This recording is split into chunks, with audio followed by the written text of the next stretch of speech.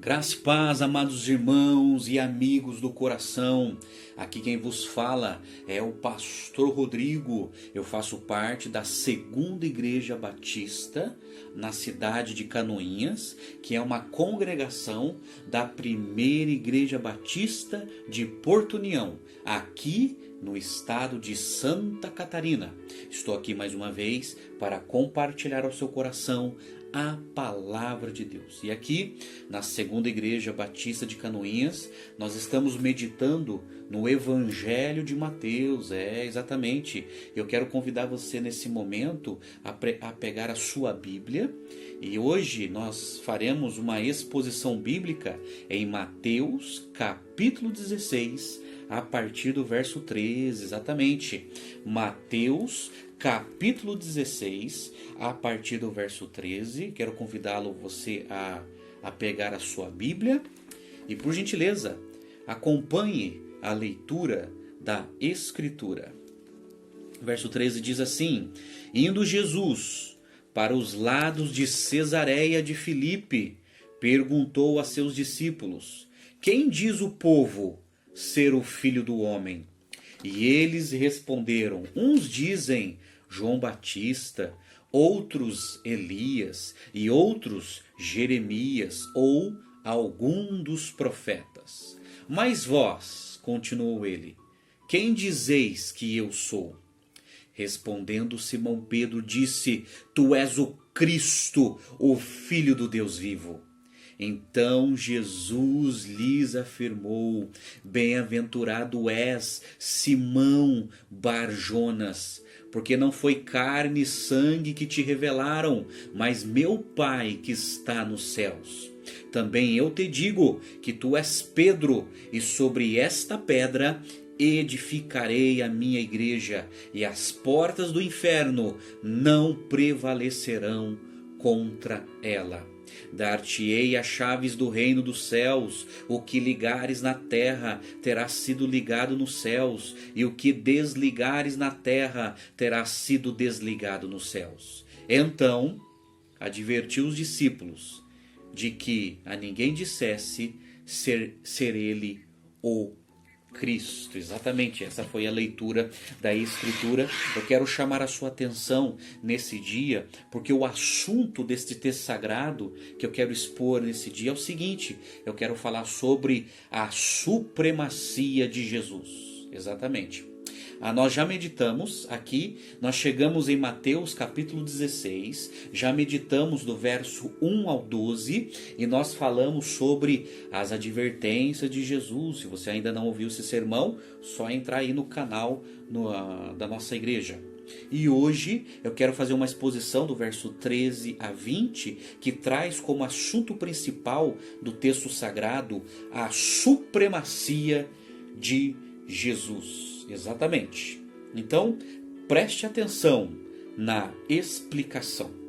Aqui no verso 13 eu quero falar um pouquinho com você sobre o contexto geográfico, isto é, o lugar onde Jesus estava. Aqui no verso 13 de Mateus 16 diz assim, na parte A: Indo Jesus para os lados de Cesareia de Filipe. Exatamente, Jesus está em Cesareia de Filipe. Essa cidade ficava nas encostas do Monte Hermon, cerca de 40 quilômetros ao norte do Mar da Galileia e a 190 quilômetros de Jerusalém.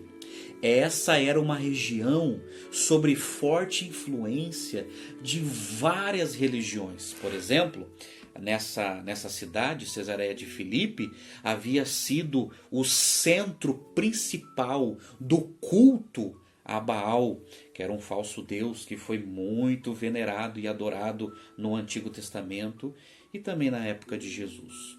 Nessa cidade possuía templos do deus grego Pan. Exatamente. E eles também veneravam e adoravam esse deus grego. Herodes o Grande havia construído ali um templo em homenagem ao imperador César Augusto.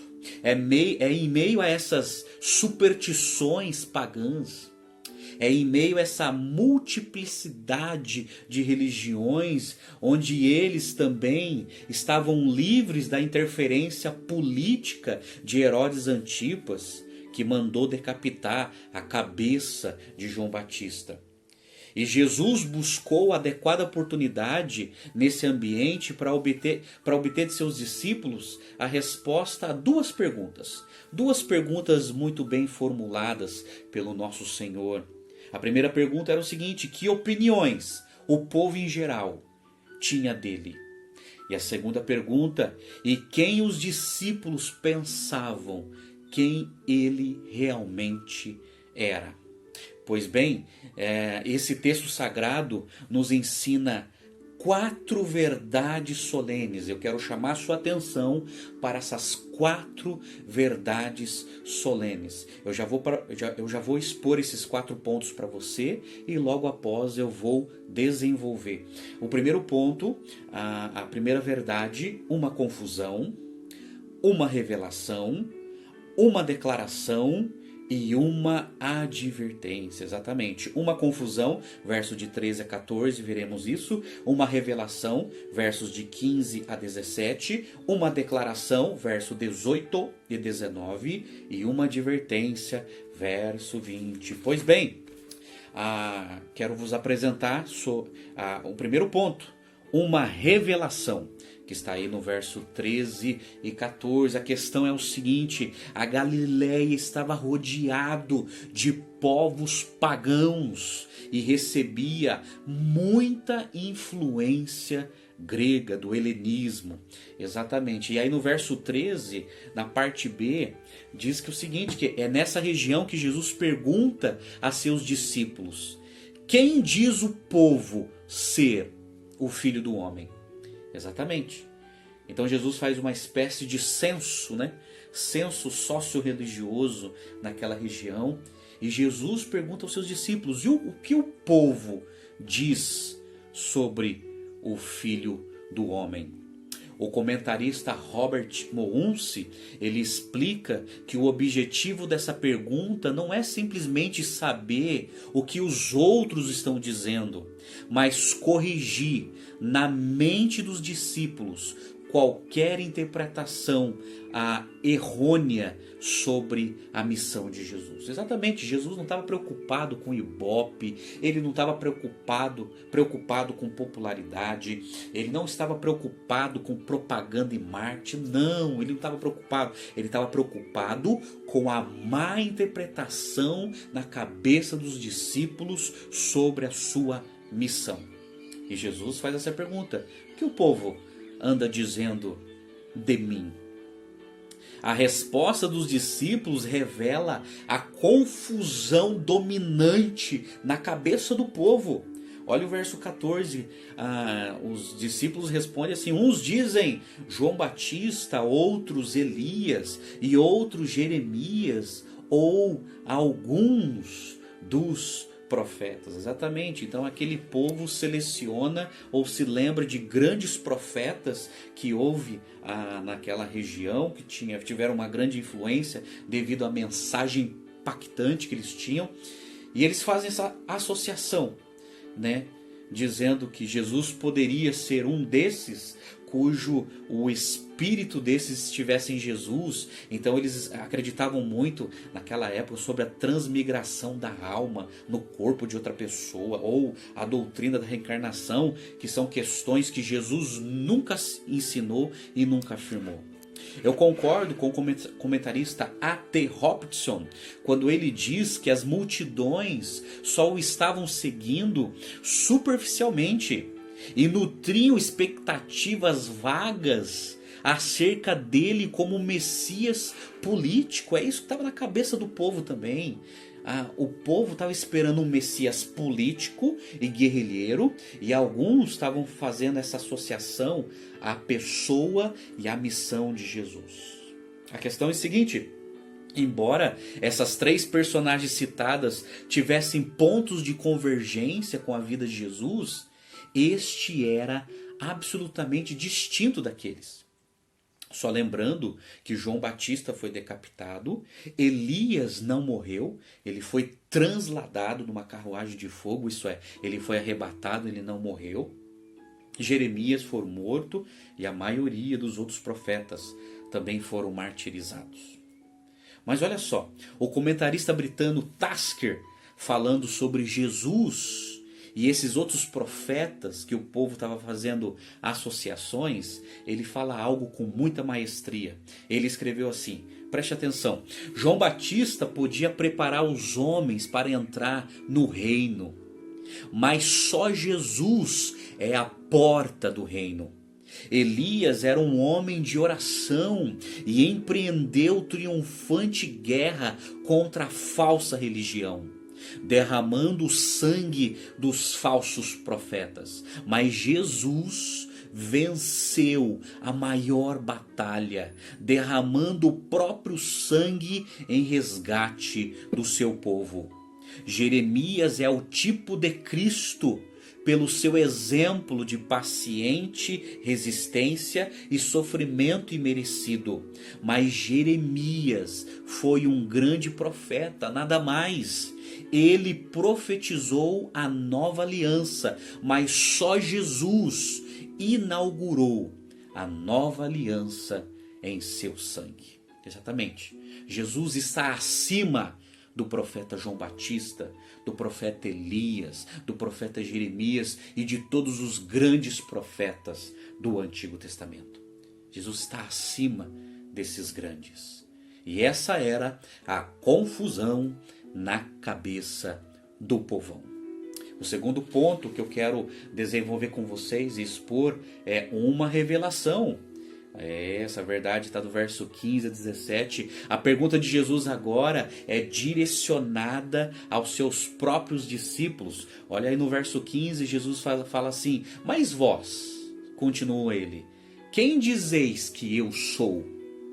Simão Pedro, o mais falante do grupo, talvez o mais impulsivo, sem que ninguém falasse primeiro, ele se coloca rapidamente, prontamente, e no verso 16 ele responde: tu és o Cristo, o Filho do Deus vivo.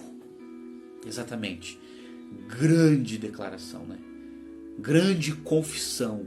Tu és o Cristo, o Filho do Deus vivo. Permita-me aprofundar um pouquinho a declaração dessa frase, que tem uma grande preciosidade. Por exemplo, a Confissão de Fé Batista de 1689, que é a nossa declaração doutrinária aqui na Segunda Igreja Batista de Canoinha, no capítulo 8º, falando sobre Cristo o mediador, no artigo de número 1, diz assim: aprove a Deus, em seu eterno propósito e de acordo com o pacto estabelecido entre ambos, escolher e ordenar o Senhor Jesus, seu Filho unigênito, para ser o mediador entre Deus e os homens, o profeta, sacerdote e rei, a cabeça e salvador da igreja, o herdeiro de todas as coisas e juiz do mundo,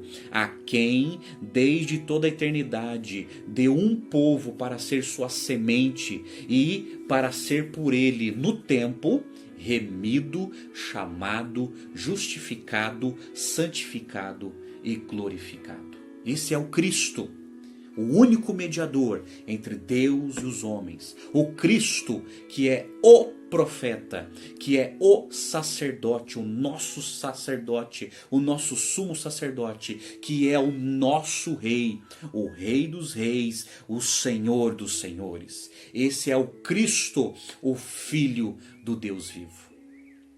Aí no verso 17, Jesus olha para Pedro e afirma: bem-aventurado és, Simão Barjonas, porque não foi carne e sangue que te revelaram, mas meu Pai que estás nos céus. Exatamente, Simão Barjonas. Essa expressão no aramaico, bar, significa filho, e Jonas era o nome do pai de Pedro. A questão é o seguinte: talvez Simão Pedro esperasse até mesmo um elogio de Jesus por essa confissão, mas Jesus deixa claro para Pedro que ele só sabe quem ele é porque o Pai lhe revelara isso. Do contrário, como povo, Pedro também estaria rendido à mais completa confusão. Só podemos, preste atenção, só podemos conhecer Cristo por revelação divina e não por investigação humana. Repito, só podemos conhecer a Cristo por revelação divina e não por investigação humana. Entenda isso. E Jesus deixa isso bem claro, que essa foi uma revelação de Deus Pai. O terceiro ponto que eu quero vos apresentar, a terceira verdade, é uma declaração. Exatamente. Está aí no verso 18 a 19. Jesus declara a Pedro a sua vulnerabilidade. Ou seja, ele é um fragmento de pedra. E ao mesmo tempo, Jesus revela a sua autossuficiência, apresentando a si mesmo como a rocha sobre a qual a igreja é estabelecida. Pois bem, olha só, aqui nessa declaração de Jesus, no verso 18 e 19, tem alguns pontos muito importantes que precisamos entender. Por exemplo, em primeiro lugar, Jesus está dizendo aqui que ele é o fundamento da igreja. Aí no verso 18, na primeira parte, Jesus fala assim: também eu te digo que tu és Pedro, e sobre esta pedra, precisamos entender o que Jesus está dizendo aqui. O nome próprio, Petros, como está no grego, que vem a palavra Pedro, significa literalmente um desmembramento menor de um rochedo maciço. Exatamente, assim dizia o comentarista Robertson. Exatamente, repito, a palavra, o nome de Pedro é um desmembramento menor de um rochedo maciço. Portanto, o que Jesus quis dizer a Pedro é o seguinte: eu também te digo que tu és um fragmento de pedra, mas sobre esta rocha que sou eu, da qual tu és um pedaço, edificarei a minha igreja. Exatamente, o fundamento da igreja não é Pedro, o fundamento da igreja é Jesus, que é a rocha. Pedro é um pequeno fragmento, Jesus é a rocha maciça que dá fundamento à igreja.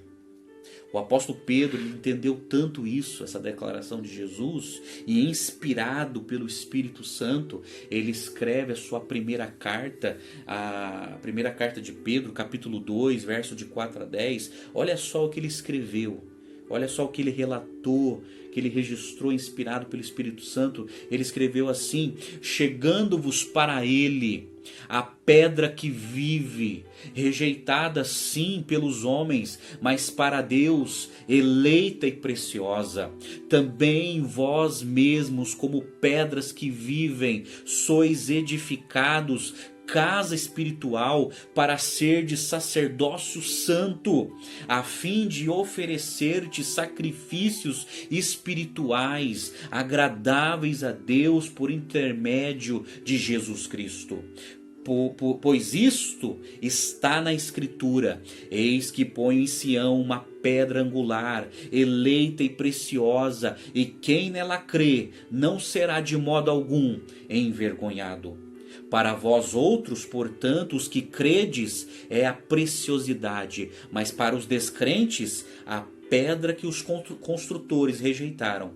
Essa veio a ser a principal pedra angular e pedra de tropeço e rocha de ofensa. São estes os que tropeçam na palavra, sendo desobedientes para o que também foram postos. Vós, porém, sois raça eleita, sacerdócio real, nação santa, povo de propriedade exclusiva de Deus, a fim de proclamartes as virtudes daquele que vos chamou das trevas para a sua maravilhosa luz. Exatamente, você entendeu? Aqui Pedro está usando a mesma linguagem da declaração de Jesus, que nós somos pedras vivas, isso é, um pequeno fragmento, e que nós estamos ligados na grande rocha, na pedra angular, que é Jesus. Jesus é o fundamento da igreja. É por isso que o apóstolo Paulo, em 1 Coríntios capítulo 3, verso 11, Paulo disse assim: ninguém pode pôr outro fundamento, o qual já está posto, o qual é Jesus Cristo. Exatamente, exatamente. Jesus é o fundamento da igreja, e só ele é o fundamento da igreja. Você entendeu? Aí, olha só, no verso 18, Jesus fala assim: e sobre esta pedra edificarei a igreja. Aqui está outro ponto. Jesus é o dono da igreja. Ele é o fundamento e ele é o dono da igreja. É uma grande declaração de Jesus. Essa é a primeira ocorrência da palavra eclésia, que significa igreja, no Novo Testamento. É a primeira vez que Jesus cita. Significa literalmente a palavra eclésia. Literalmente, gramaticalmente, significa uma assembleia convocada. Essa palavra ocorre mais de 100 vezes no Novo Testamento e pelo menos 90 vezes referindo-se à congregação local. Mas essa palavra também significa chamados para fora. Exatamente. A palavra eclésia, ela tem o seguinte conceito: é uma assembleia convocada. As pessoas nessa assembleia são equipadas, são direcionadas e são enviadas para fora. Exatamente. E Jesus fala: edificarei a minha igreja, e sobre esta pedra, isso que você está dizendo, Pedro, que sou eu que sou a rocha, eu sou o fundamento da igreja, eu edificarei a minha igreja. Jesus é o dono da igreja. Exatamente. Aí no verso 18, continuando, ele fala assim: e as portas do inferno não prevalecerão contra ela. E exatamente, Jesus é o protetor da igreja. Ele é o fundamento da igreja, ele é o dono da igreja, ele é o protetor da igreja, aquele que morreu pela igreja, intercede pela igreja e voltará para a igreja. Jesus é o seu protetor.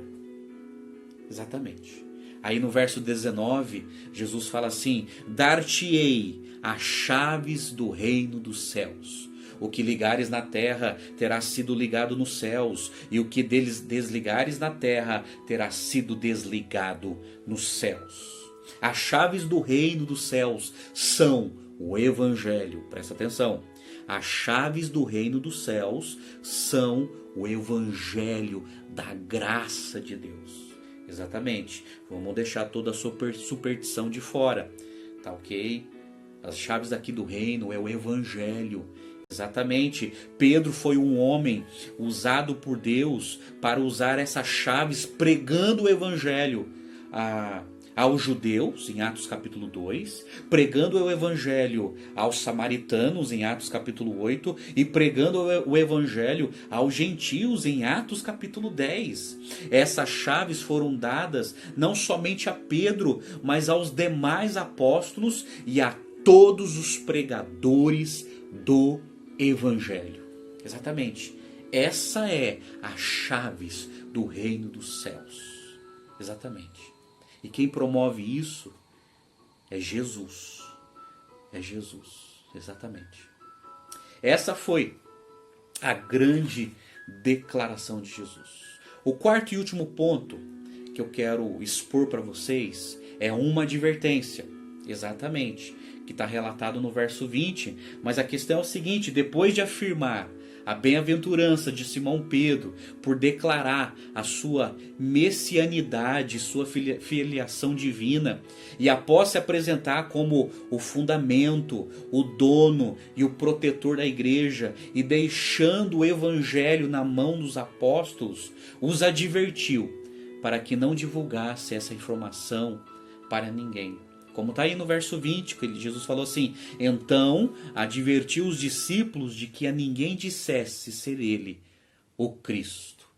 Exatamente. E Jesus ele fala isso basicamente por dois motivos. Primeiro, ele não queria criar uma expectativa distorcida na mente do povo acerca da sua missão. Exatamente, aquele povo estava esperando um Messias político, um Messias guerrilheiro que iria pegar na espada para livrar o povo de Israel do jugo do Império Romano. É isso que eles estavam esperando, esse tipo de Messias. E Jesus não queria criar uma expectativa distorcida na cabeça das pessoas quando ele declarava ser o Cristo. Porque é isso que estava na mente e na expectativa das pessoas. O segundo motivo por que Jesus ele fala isso, para não divulgar, ele não queria criar um conflito com as forças políticas da sua época. Exatamente. Ele se declarando Cristo, ou como um Messias político, como as pessoas estavam esperando, poderia criar grandes problemas políticos, tanto com a liderança judaica, tanto com o Império Romano, e seria um grande problema. Mas essa não foi a intenção de Jesus. Jesus é o Cristo, mas ele não é o Messias que foram criados pela cabeça do povo. Exatamente. Pois bem, esses foram os quatro pontos, as 4 verdades desse texto sagrado. Exatamente. Exatamente. Uma confusão, uma revelação, uma declaração e uma advertência, falando sobre a supremacia de Jesus. Pois bem, eu quero fazer algumas aplicações. O que este texto sagrado tem a ver com a nossa vida? Quais são as aplicações que tiramos desses ensinamentos para a minha vida de maneira pessoal e para a sua vida? Algumas aplicações, selecionei 4. Primeira aplicação, ainda hoje existe muita confusão na mente das pessoas acerca da pessoa de Jesus, acerca da identidade de Jesus. Eles precisam conhecer o Cristo das Escrituras. Exatamente, muita confusão, tem muita confusão. Alguns dizem que Jesus ele foi restritamente e somente um mestre da ética e da moralidade. Exatamente. As pessoas descartam toda a doutrina de Jesus falando sobre céu, sobre inferno, sobre morte eterna, vida eterna. Eles descartam e só selecionam a ética de Jesus e a moralidade, dizendo, olha, ele foi um grande mestre da ética, como os demais. Alguns falam que Jesus foi um grande pensador, um grande filósofo, mas desconsideram a doutrina de Jesus e o que ele ensinou, que está relatado nos evangelhos. Alguns, de maneira errônea, dizem que Jesus é um espírito de luz, que através de sucessivas reencarnações, ele se transformou num espírito evoluído. Jesus nunca ensinou isso. Jesus nunca ensinou a doutrina da reencarnação ou da transmigração da alma. Jamais. Jesus não é nada disso. Alguns dizem que Jesus é apenas mais um profeta. Ele é mais um profeta que foi enviado por Deus a essa terra. E nós vimos que Jesus é o profeta, está acima de todos os profetas. Outros dizem que Jesus é um anjo, exatamente, que no céu ele era um anjo e foi enviado à terra como um homem, mas ele ainda continua no céu como um anjo. Essa é uma ideia extremamente equivocada. Pois bem, é uma confusão na cabeça do povo por não conhecerem isso aqui, não conhecerem as Escrituras. E essa confusão, ela é publicada, ela é ensinada e ela é divulgada porque falta conhecimento das Escrituras. A nossa missão é ensinar as Escrituras, é expor as Escrituras, é ensinar quem é o Cristo das Escrituras. Exatamente. Jesus, ele é o Salvador, é o Deus encarnado. A segunda aplicação que eu faço, lembremos que se nós conhecemos a Jesus, é porque Deus nos revelou esta maravilhosa pessoa, exatamente, entenda isso. Se nós conhecemos a Jesus, o Cristo das Escrituras, se nós o conhecemos, nós não chegamos a essa conclusão sozinhos, de maneira nenhuma. Isso não é fruto da nossa intelectualidade, isso não é fruto da nossa investigação, não. Se nós o conhecemos, é porque Deus nos revelou. É porque Deus apresentou para nós. Nenhum ser humano, por mais capacidade que tenha, por mais sensível que tenha, nenhum ser humano consegue entender quem é Jesus se Deus não tomar a iniciativa e assim o revelar. Exatamente, isso é um privilégio, porque nós, meros pecadores, Deus teve misericórdia de nós e abriu a nossa mente, tirou as escamas dos nossos olhos, abriu o nosso coração para entender quem é Jesus. Que maravilha, que maravilha, isso me constrange, sabia? Se nós entendemos quem é Jesus, é porque Deus tomou a iniciativa e revelou a nós. Deus revelou isso a Pedro e também revelou isso a nós. Lembre-se disso. Se você conhece a Jesus, não é porque você chegou a essa conclusão, é porque Deus revelou isso ao seu coração. Terceira aplicação, lembremos que Jesus é o fundamento da igreja e que o evangelho foi nos confiado para proclamar exatamente, olha, arranca isso da sua cabeça, é uma mentira que ensinaram durante a história. Pedro não é o fundamento da igreja. Quem é o fundamento da igreja, o dono da igreja, o protetor da igreja é Jesus. Jesus que é a rocha. Pedro é um pequeno fragmento. Jesus é a rocha, a pedra principal, a pedra angular que dá fundamento à igreja.